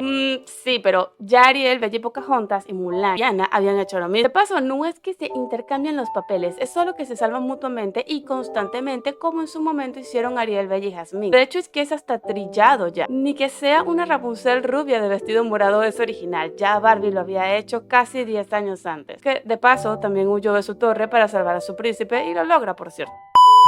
Número 11. Mérida, la princesa de Pixar. Aprovecharé el caso de Mérida para decir que me encanta el patrón que empezó a usar Disney con sus princesas a partir del 2000 de dedicarles escenas a sus versiones como niñas chiquitas. Son absolutamente adorables y de todas, Mérida se lleva el premio a la cosita 3D más bonita que he visto en una película de Disney, o en este caso Pixar. Anyhow, Mérida fue vendidísima como esa princesa sin modales de princesa. Ariel tampoco sentaba muchos modales de princesa en su película original y Jasmine también vivía rompiendo el protocolo a diestra y siniestra, pero bueno, a estas alturas ¿quién cuenta? También era la primera fuerte e independiente, que no aceptaba un matrimonio concertado y era diestra peleando y con las armas. Y finalmente, el único punto que sí le puedo conceder como original, punto que no le duró mucho porque después Don Mickey repetiría esta nueva fórmula hasta la saciedad, concentrarse solo en el desarrollo y conflictos de su relación madre-hija, sin dar pie a ningún tipo de relación romántica para Mérida, más allá de uno que otro ship, claro. Mérida tiene la misma particularidad, pero mucho peor en mi opinión, que en su momento expliqué con el tema de Jasmine. Mérida no entiende su posición, los privilegios que tiene y el sacrificio que este privilegio implica. Como ella misma dice en su película, ella es la primogénita del clan Dunbrough, el clan principal de Escocia para esos momentos. Esto no hacía que ella fuese la heredera, ya que tenía 3 hermanitos y el mayor de ellos era el heredero al trono. Sin embargo, la época es la época, y como bien dijo la reina Elinor, el capricho de una princesa puede fácilmente desencadenar una guerra, y casi se cumple a rajatabla. Creo que lo peor era que incluso defendiendo su su posición, no tenía por qué haber llegado a dejar a su reino al borde de una guerra, de no ser porque la niña escogió la forma más humillante y escandalosa de defender su punto. Mérida, claro, solo tiene 16 años y su impulsividad e inmadurez es parte de su edad, salvo por un detalle. Ella no es una Aurora o una Mia de Hermópolis, que no sabían que eran princesas, ni una Jasmine, que no tenía la guía de su madre para tener más herramientas como princesa. Mérida es consciente de su posición desde que nació y fue criada para ser una buena princesa, solo que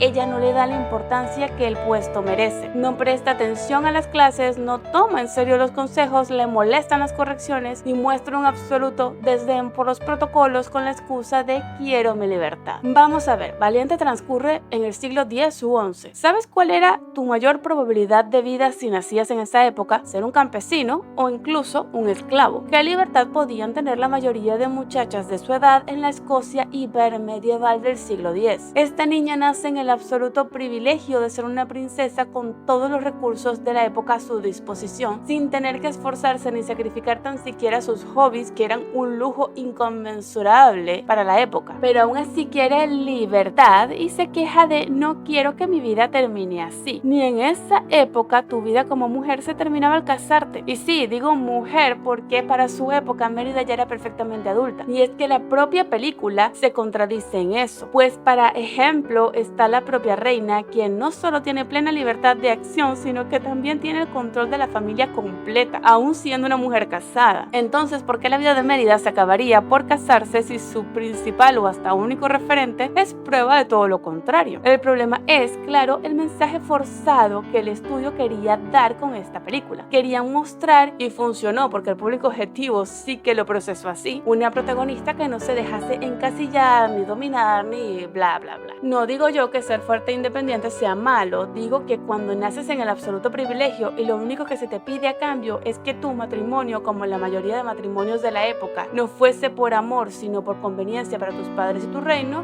bueno, obviamente hoy en día esto estaría fatal y es exactamente lo que pensaría el público objetivo. Pero a Pixar se le ocurrió plantear a la princesa en pleno medievo y eso lo cambia todo, porque eso significa que no estamos hablando de una princesa fuerte e independiente, sino de una malcriada e irresponsable. Aún así, la película hace algo que hoy en día el estudio no haría ni por asomo: ceder por ambas partes. Madre e hija deciden ceder para salvar la situación y su propia relación, apelando al sentimiento que los otros jefes también tendrían para con sus hijos. Básicamente, Mia le demuestra a su madre que por fin entiende su punto de vista y que su posición es tan delicada que hay que ser muy diplomática y no actuar por impulso, estando incluso dispuesta a sacrificar tus propios deseos con tal de mantener la paz para los ciudadanos a tu cargo y para tu propia familia. A cambio, Elinor decide bajarle la presión a su hija, que de nuevo era simplemente lo normal en la época, y guiarla para dar el mismo discurso de la princesa Mia en su boda no boda. El detalle es que este discurso funciona mucho mejor en Mia, una verdadera princesa moderna, que en Mérida, que sigue siendo una princesa medieval que, le guste o no, muy difícilmente va a poder evitar el matrimonio para siempre o siquiera lograr casarse por amor. Al final, Mérida y su madre acaban con una preciosa relación madre e hija, donde Mérida aprende a ser más responsable y diplomática, y Elinor aprende a seguir disfrutando su maternidad a pesar de que su hija ya no sea su adorada niñita. Pero ¿quién puede culparla? ¡Qué cosita tan bonita!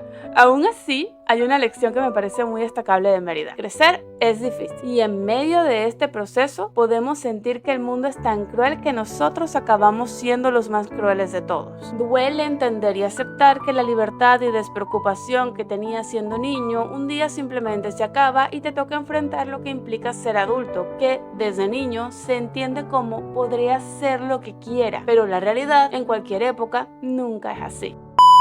Números 12 y 13, o 13 y 14 si contamos a Giselle, o ninguno porque técnicamente estas dos tampoco forman parte de la franquicia de forma oficial. En fin, Elsa y Anna. Me apasionan los detalles de lo que Disney hizo con la Reina de las Nieves para convertirla en Frozen, pero me interesa más empezar con cómo se nos vendió esta historia y a sus princesas. Y como no soy precisamente periodista y no tengo forma de conseguir muchas publicaciones de hace 12 años, pues me concentraré en la que me encontré encontré que más me recuerda a todo lo que leí al respecto en esa época. Esto lo saqué de la página losinterrogantes.com, por si les interesa revisar. Dice así: Anna y Elsa son hermanas y residentes en un enorme y precioso castillo en el montañoso y marítimo reino de Arendelle. Bueno, hasta ahí todo bien. Ambas pequeñajas, así, esto es un artículo español, así que vamos a ver muchas palabritas de esta región. Son las futuras herederas de un enorme imperio, el cual Elsa, la mayor de las dos y en la cual reside un misterioso y mágico y gélido poder, será coronada reina al cumplir los 18 años. Bueno, ya aquí vemos que tienen algunos errores, porque no fue al cumplir los 18, sino al cumplir los 21. Y también está el tema de que dicen que es un enorme imperio.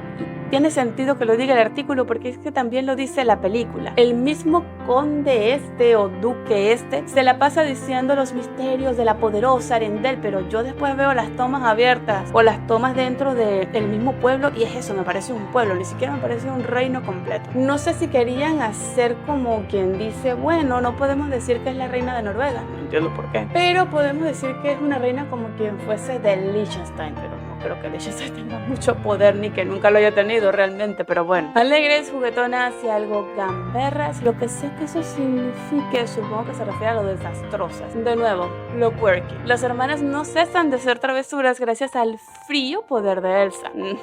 Pero un día ese inocente juego tendrá un inesperado y accidentado final que casi le cuesta la vida a la menor de las hermanas. Tras dicho terrible incidente, Elsa, asustada y temerosa de su propio poder, decidirá recluirse en la inmensidad de su palaciega habitación como si de una especie de monstruo peligroso fuera de control se tratara. Ni siquiera su querida hermana Anna podrá volver a visitarla y sus divertidos juegos habrán terminado para siempre. ¿Qué vamos a ver? Vamos a ver lo que dice el artículo de la consecuencia de esta decisión, que no fue de la niña, fue de los padres. Elsa crecerá complejada y terriblemente condicionada por un mágico poder que no ha elegido. Sus manos desprenden hielo. ¿Cómo afrontar su incipiente reinado? Aquí hay una cosa con Frozen y es que se creó muchísimo revuelo acerca del personaje de Elsa, que claramente le terminó quitando el protagonismo a su propia hermana. Ouch, porque se suponía que Anna era la protagonista de Frozen. Pero lo que pasa es que todo el mundo se obsesionó con Elsa porque era la que tenía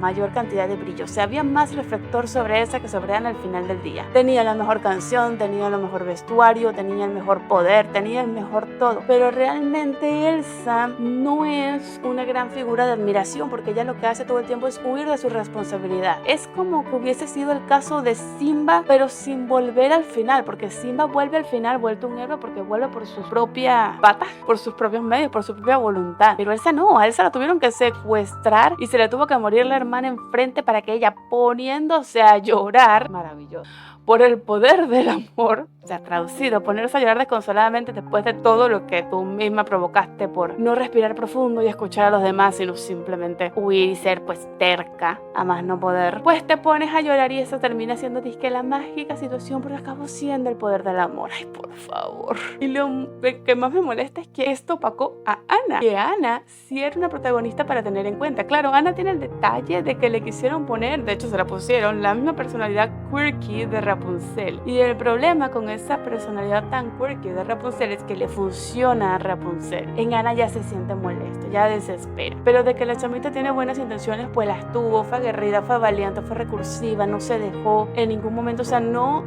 se dejó pisotear en el sentido de que no se dejó detener, a pesar de que tenía todo en contra. Nunca había salido de su casa y de repente tenía que enfrentar la naturaleza de un invierno crudísimo en un ambiente tan crudo como los fiordos noruegos para tratar de calmarle el berrinche a la hermana. Que sí, que la provocó de haber insistido tanto, pero la pobre de verdad era su única oportunidad de ser más o menos libre. Y me llama mucho la atención, antes de que cerremos con la parte de ellas, porque la idea no es concentrarme en los personajes masculinos, porque Frozen sabemos que tiene romance entre Kristoff y Anna, pero el amor es un tema central en la película, pero intentan desviarlo del romance, así como lo hizo después Maléfica. Era la época en la que esto se estaba poniendo de moda. Pero algo muy curioso que pasa con Hans, y ya he visto también algunos videos que teorizan al respecto, es que Hans venía comportándose como el perfecto príncipe, todo adorable, tranquilo, pasible, buena gente, y de repente tiene un giro que a mí me supo a que esa decisión la tomaron a última hora. O sea, que ese villano fue sorpresa hasta para los mismos creadores porque necesitaban de repente alguien con quien villanizar. Yo creo que lo hubieran podido manejar mejor si hubieran hecho lo que se hizo un tiempo atrás con Giselle, que Edward era el príncipe de cuentos, realmente intentó salvarla, realmente intentó que el beso funcionase, pero no funcionó porque ella realmente no lo amaba. E iba a tener más sentido, porque eso sí iba a cerrar de una mejor manera con la línea original de Elsa de no te puedes enamorar de una persona que acabas de conocer. En plan, aunque te bese, ahí no va a haber amor. Si lo hubiera hecho y después al ver que no funcionaba, hubiera entrado en pánico y cerraba las puertas y se iba corriendo, es otra cosa. Pero ese giro que le hicieron tipo el oloroso Pete, tipo Lotso, tipo ese otro tropo que empezó a usar Disney del villano sorpresa, eso la verdad es que para mí con Hans no termina de cerrar. Y me hace más partidaria de esa teoría de que fueron los trolls los que tuvieron algo que ver al respecto. En fin, por supuesto, igual Elsa y Anna son unas princesas muy queridas y que tienen un mejor desarrollo en la segunda parte de lo que tuvieron en la primera, sobre todo Elsa, en mi opinión. Pero bueno, ahora quisiera profundizar más en todo lo que significó el paso de la Reina de las Nieves a lo que acabó siendo Frozen, pero como no es el propósito de esta serie, lo dejaremos para tu criterio. ¿Te gustaría que empiece una serie donde hables sobre las diferencias entre las historias clásicas y su representación en Disney? Estaré muy atenta a lo que comentas al respecto. Y en esta oportunidad te contaré lo que dicen y lo que yo digo sobre nuestro quinto y último combo de princesas, donde se cierra por completo la era actual y nos deja pensando si la franquicia podrá seguirse expandiendo. Moana, Raya y Asha. Aquí veremos cómo el patrón de comportamiento que empezó con Rapunzel acabó convirtiéndose en un cliché que ya no hace gracia ni causa simpatía, sino vergüenza ajena. También tendremos la desaparición del romance de las historias de princesas y el intento de convertir los cuentos de princesas en distopías que intentan ser vanguardistas y originales, pero que solo logran ser más genéricas que las anteriores entregas de la franquicia. Llegamos así al clímax del no soy como las otras chicas y mi misión es cambiar el mundo. Podrás decirme cuál es tu favorita o la que más detestas en los comentarios, pero por ahora empecemos nuestra triada del día de hoy.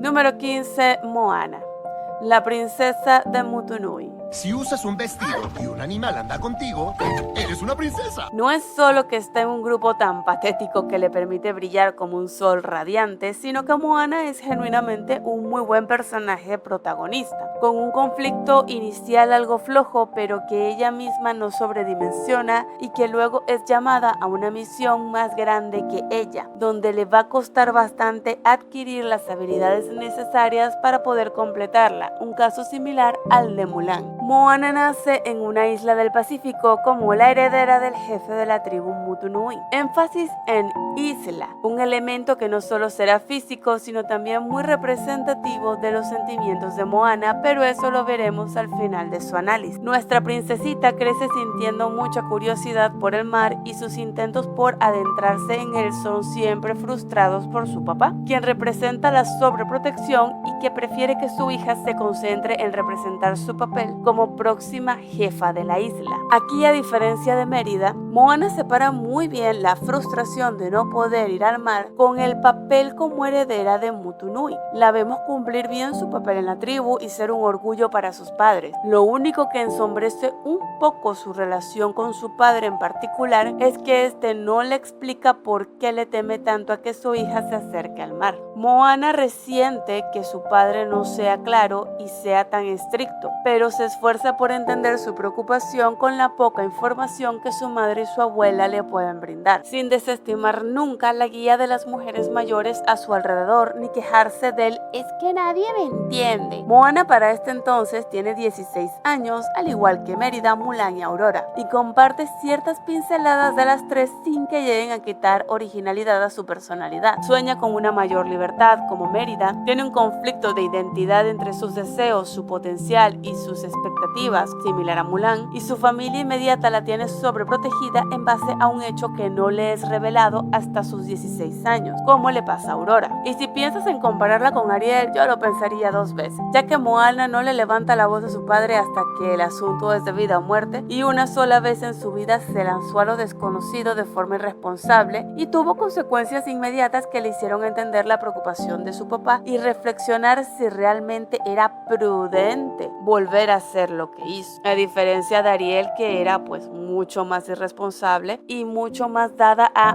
me escapo a recorrer el océano, cosa que no solamente se ve en la película, sino que también se veía en la serie. Ahora, una vez que Moana ya tiene clara su misión y es impulsada por el espíritu de su abuela, su viaje se vuelve un manual de cómo hacer un buen desarrollo de un personaje femenino. Moana nunca había navegado en su vida y por supuesto es pésima haciéndolo, y el mar prácticamente se la traga. Moana requiere un mentor, práctica, fallar y volver a intentarlo, dudar de su propia capacidad para lograr la misión, admitir cuando debe escuchar instrucciones de alguien con más experiencia o aceptar ayuda, aunque la misión sea suya. Todo eso la hace crecer, conectar con los elementos que debe dominar para lograr su objetivo y hasta con nosotros como audiencia. Es de hecho un mensaje de reparación de vínculos mucho más contundente que el de Mérida, pues Moana aprende de Maui, de su abuela, padre, hasta de sus antepasados y se permite ser guiada por su sabiduría a la vez que les demuestra lo que ella puede aportar y el futuro que les puede brindar. Y respecto al tema de la isla que dejé suelto al principio del análisis, es bastante representativo para Moana porque precisamente ella se siente aislada en medio de un mar que para ella representa todas las oportunidades que su pueblo ignora por no querer correr riesgos. Un sentimiento que nace como curiosidad, se vuelve un sueño y acaba siendo el motor que le permite enfrentar su misión. No llega nunca a ser un capricho y eso, como veremos más adelante, hace una gran diferencia.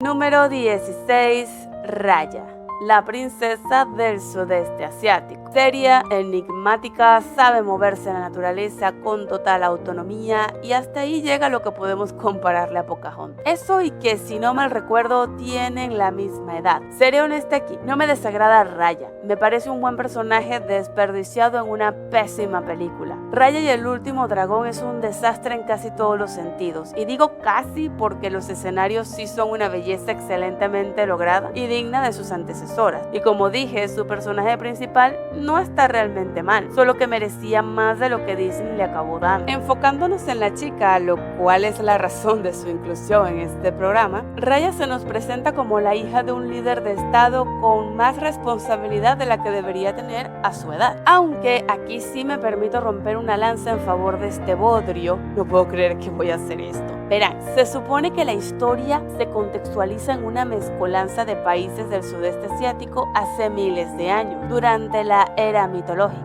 Aunque, si has visto mi teoría que une a todos los clásicos de Disney, verás que me gusta más situarla en un futuro posapocalíptico que obligó a las civilizaciones a básicamente reiniciarse. Pero bueno, continuando con la versión oficial de un pasado súper antiguo. De lo más antiguo fue uno de los chinos japoneses, que fue lo más antiguo. Gracias. Era de hecho bastante común que a los niños, en especial a los primogénitos varones, pero bueno, Disney postmoderno, se les exigiese comportamientos y responsabilidades de adultos. En nuestro mundo, el concepto de infancia no existió como lo conocemos hasta casi un siglo. De resto, los niños eran considerados adultos en miniatura. Si bien hoy en día esto nos parece cruel, tenía una explicación lógica, aunque inaceptable para estándares modernos. La vida era tan efímera y frágil que las familias de poder debían preparar a sus herederos lo más pronto posible para que pudiesen asumir las responsabilidades de su herencia en caso de una falta repentina de sus progenitores, aun si se tratase de sociedades donde existiese la figura del regente, que no todas lo tenían y no siempre podía aplicarse. Aquí por supuesto que vemos la idea moderna de lo que catastrófico que sería darle semejante responsabilidad y poder a una niña inocente, pues Raya es traicionada por otra niña que también está siendo forzada a cumplir con un papel militar a una edad exageradamente temprana. La consecuencia lógica de este hecho y el desastre que provoca es que Raya crece desconfiando de cualquier otro ser humano que se cruce, algo que la película se esfuerza por señalar como algo malo, y es aquí donde las cosas se ponen bastante injustas para Raya. Desde que Namari aparece persiguiendo a Raya por el desierto, yo sí llegué a pensar que esta va a terminar muerta, cayendo de algún precipicio por orgullosa como le pasó a Sira en El Rey León 2. Pero no hubo ni huevos ni ovarios. La película hace un intento muy estúpido de redimir a Namari, a costilla de perjudicar a Raya, usando a Sisu para ello de una forma insufrible. Les soy honesta, Sisu debió ser muda y no tener la capacidad de convertirse en humana. Creo que así habría sido más útil para el desarrollo de Raya y no habría sido tan irritante. Durante el viaje vemos que Raya va creando un grupo de aliados en los que poco a poco aprende a confiar. Énfasis en un poco a poco que Sisu y la película no respetan, y luego la intentan hacer quedar como la mala por no compartirles toda la información desde el principio, cuando es alguien que está en toda esta situación por un trauma de traición. Al final, Raya se pelea frente a frente con Namari y se tiene que aguantar que esta desgraciada le eche la culpa por no confiar en mí. Y lo peor es que la película, en vez de usar esa frase para condenar a Namari por victimista y narcisista, le da la razón y hace que Raya le confíe su vida y la de sus amigos para resolver el conflicto y de paso redimirla. Raya no merecía ser humillada de esa forma. Le pudo dar esa responsabilidad al niño de la primera aldea o hasta a los condenados monos, no a esa impresentable que ni siquiera debió haber sobrevivido luego de todo lo que hizo. Pero si ya esto es digno de llamarse desgracia, lo que viene no sabría ni cómo describir. Número 17.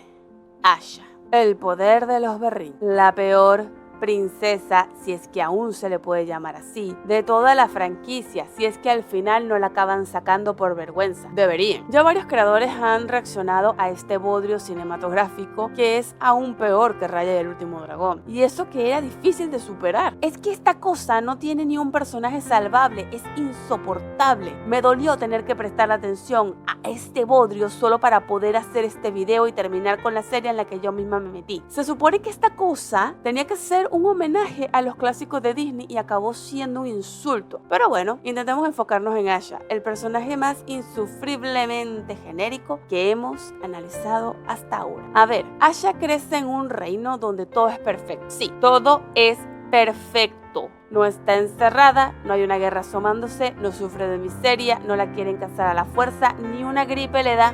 Nada, no sufre de nada. Ni ella ni nadie en ese insípido reino.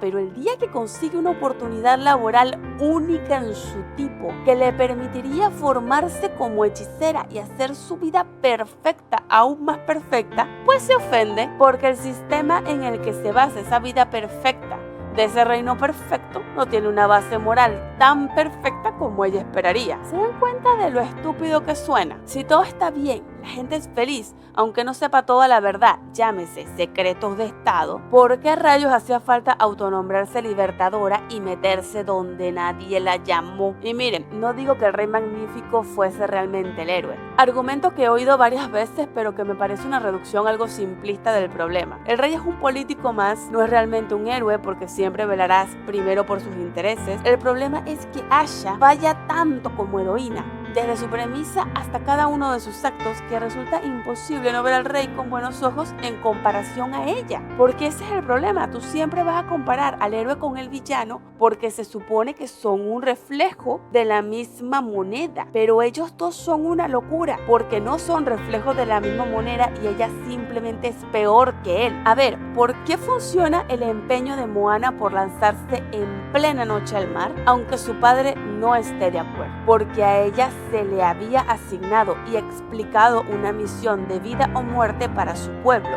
por lo que sus actos, aunque iban acorde a sus deseos iniciales, se perciben más como valor y sacrificio, mientras que los de Asha no son más que un enorme berrinche. Hasta cierto punto entiendo lo que Disney intentó hacer con esta distopía, que por cierto, se ve que los de las distopías simplemente no les sale bien. Aléjense por favor de este tipo de historias que después no pueden aterrizar y se estrellan como unos idiotas. Quizá esté sobreestimando mucho a los escritores de esta porquería, pero quiero entender que quisieron hacer su versión cuento de hadas del libro de 1984, en el que también todo es perfecto siempre y cuando le seas útil y sumiso al sistema. El problema es que lo intentaron edulcorar tanto y que no hubiese forma de ofender a nadie, que al final ni conmueve ni emociona a nadie. Si por ejemplo el rey hubiese hecho algo más con respecto a aquellos deseos que consideraba peligrosos, como no sé, enviar a esas personas a otra isla con la promesa de cumplir sus deseos y que realmente fuese una cárcel o un destierro a algún reino hostil donde pudiesen sufrir de miseria o ser esclavizados, tendría mucho más sentido que Asha intentase hacer algo al respecto. De hecho, tendría más sentido la urgencia de hacer algo al respecto, pero no, fueron demasiado cobardes. Y es que no solo es insípida la historia, sino las motivaciones de Asha. Hasta su apariencia y su nombre son un chiste genérico. Ese vestido es lo que me esperaría de la versión pirata de Rapunzel. El peinado es de lo más soso que pudieron hacer con unas rastas o con un afro. Y su nombre es una absoluta estupidez que ni siquiera me molestaré en investigar si significa algo, porque aún así sigue sonando ridículamente genérico.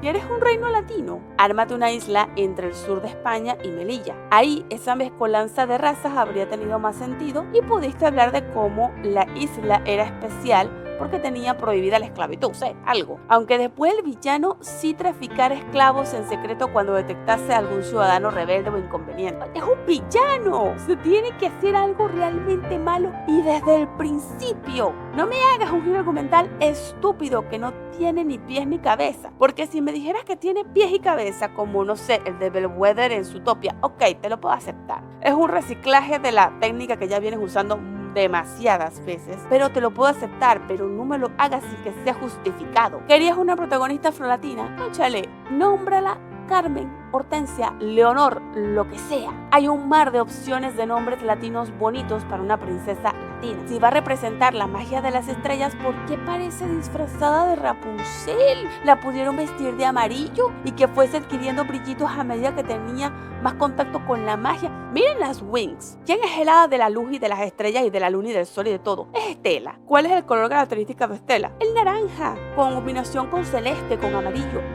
Esas combinaciones las hubieras hecho con esta niña que queda bien sin importar el tono de la piel, ni del cabello, ni de nada, y tenía sentido para una cosa con la magia de las estrellas. No el morado con rosa que ya usaste con Rapunzel y que es demasiado característico en ella como para que hagan la misma combinación en prácticamente las mismas proporciones con esta otra. ¿Cómo no va a parecer una vulgar copia genérica? En fin, tantas y tantas opciones para acabar haciendo una princesa que tranquilamente podría ser una tarea de redacción creativa de quinto grado de primaria. No les miento, quinto grado de primaria. Es una pérdida de tiempo y de neuronas. Ojalá la saquen de la frente. No la quiero seguir viendo ahí, de verdad no la quiero ver ahí. Conclusión. Todo bien.